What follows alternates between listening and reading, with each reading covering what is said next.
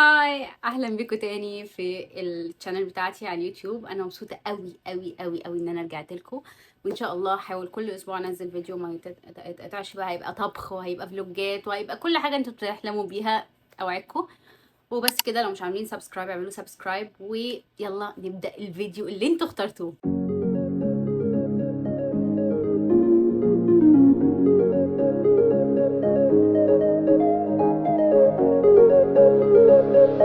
انا من يومين كده نزلت اسك على انستجرام ايه الاسئله اللي انتوا عايزيني اجاوبها في فيديو يوتيوب كامل. فكتير منكم كتبوا الاسئله، كتبتها في النوت بتاعتي وقلت اعملها لكم في فيديو. ومع اول سؤال بنوته قالت لي انتوا هتسموا عيالكم ايه؟ بصوا، انا اللي كلكم عارفين ان انا جوزي اسمه ادم، وده اسمه الحقيقي مش الاسم المكتسب، مش انا اللي اديتهوله، هو مكتوب حتى في الباسبور في شهاده الميلاد ادم.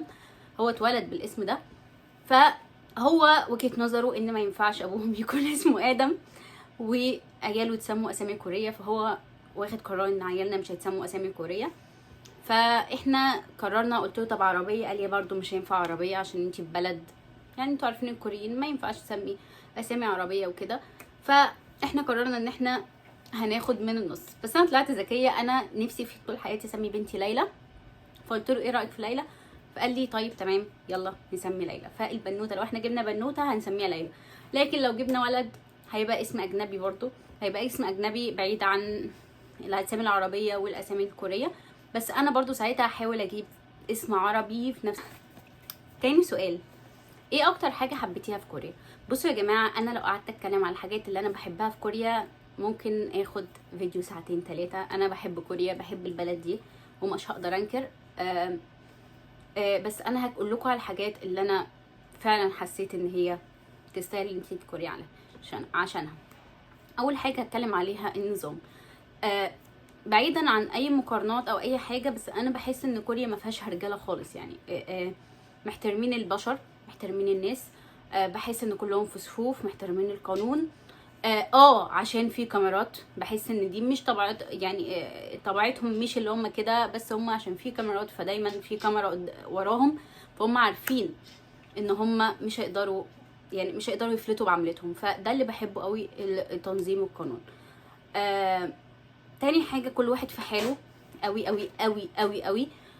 ما تلاقيش ان حد بيضايقك. طبعا في شوية عنصرية حصلت مع ناس اعرفهم، بس الى حد ما من الحاجات اللي بحبها ان هم بيشوفونا جمال. فانا ممكن امشي في شارع، يعني انا حصل لي موقف من يومين، انا جوزي جه بالليل قوي من الشغل، فانا نزلت قبله، كانت الساعه 1 بالليل. ودي برضو من الحاجات اللي انا هقولها لكم عليها، انت ممكن تنزلي 1 بالليل لوحدك عادي جدا، ولا حد هيبصلك ولا حد هيعمل لك حاجه. وعلى فكره حطوا دي تحتيها 100 خط، انا مش قاعده في منطقه جميله، مش قاعده في منطقه راقيه. انا منطقتي اللي انا عايشه فيها في كوريا دلوقتي تعتبر شعبيه.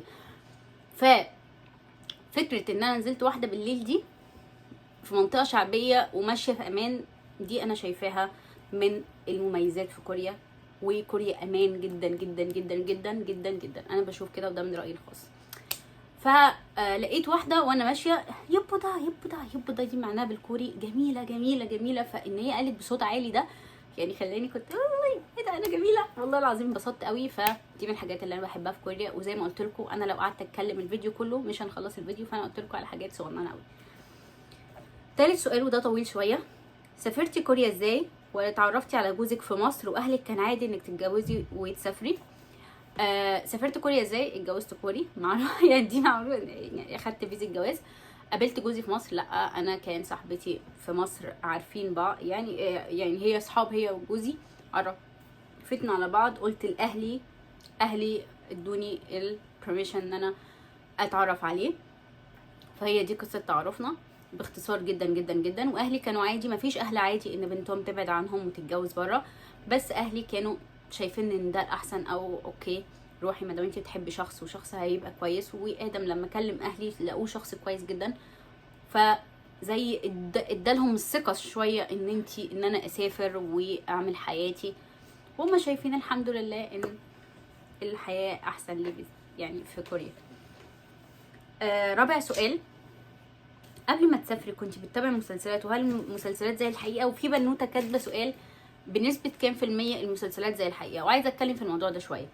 قبل ما اسافر كوريا انا كنت متابعه مسلسلات طبعا، وكنت بحب الكي دراما جدا، ويعني الصراحه كانت من الحاجات اللي واخده وقتي. هل كنت مجنونه بالكي دراما؟ لا، يعني ما كنتش مجنونه، ومش ده اللي كان السبب الكافي ان انا اسافر كوريا.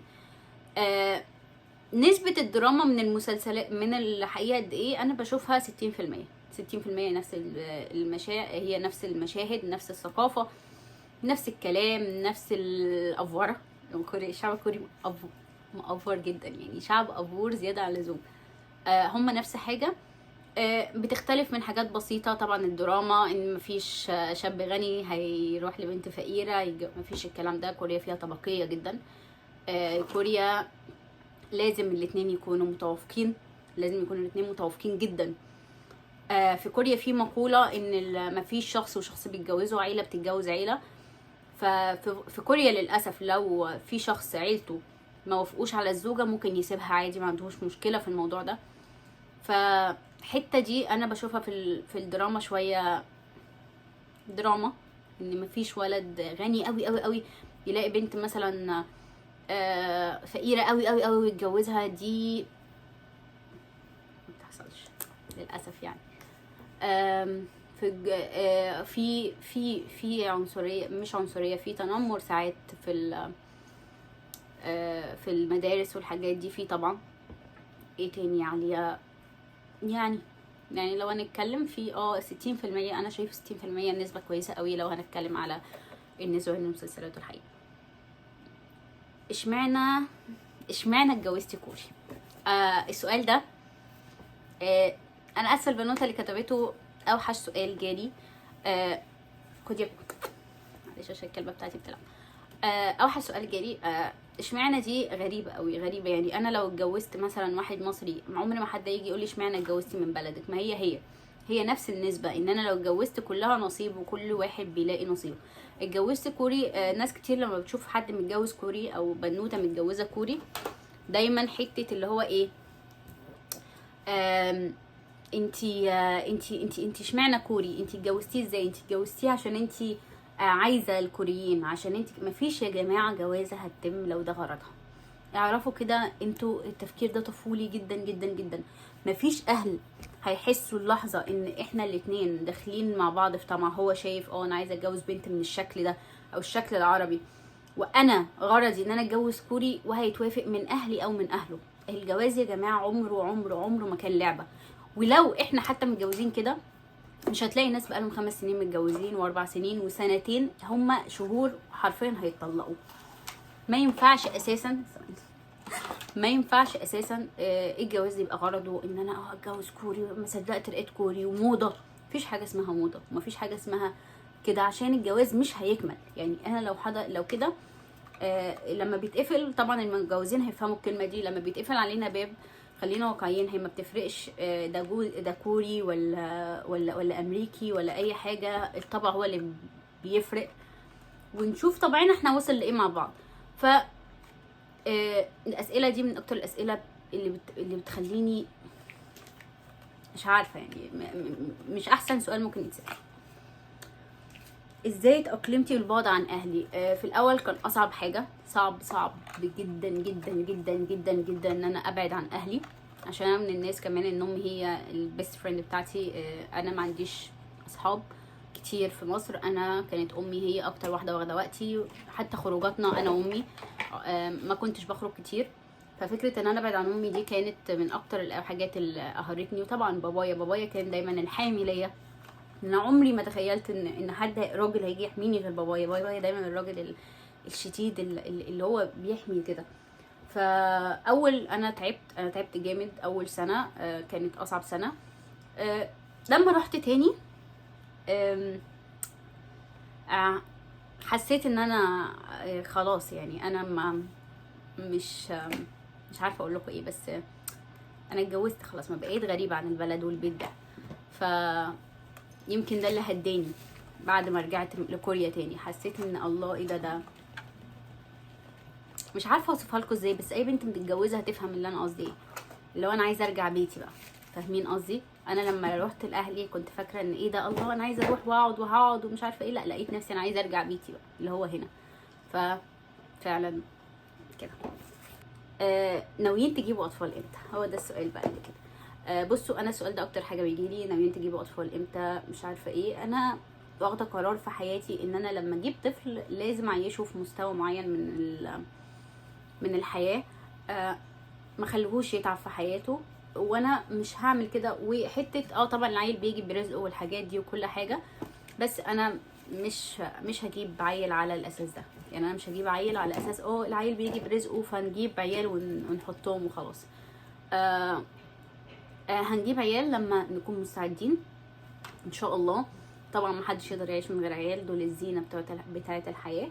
بس لازم اكون عامله لهم حياتهم ومرتبه لهم حياتهم قبل ما يجوا، عشان ما يجوش يتعبوا في الدنيا. وهو ده اخر سؤال اتسال لي وبس كده. ما تنسوش تعملوا لايك وسبسكرايب وتشيروه لاي حد مهتم، وان شاء الله ان شاء الله اكتبوا لي في الكومنت ايه نوعيه الفيديوهات اللي عايزيني اعملها تاني. وبحبكم قوي قوي قوي قوي قوي قوي، وانا وكوكو هنقول باي.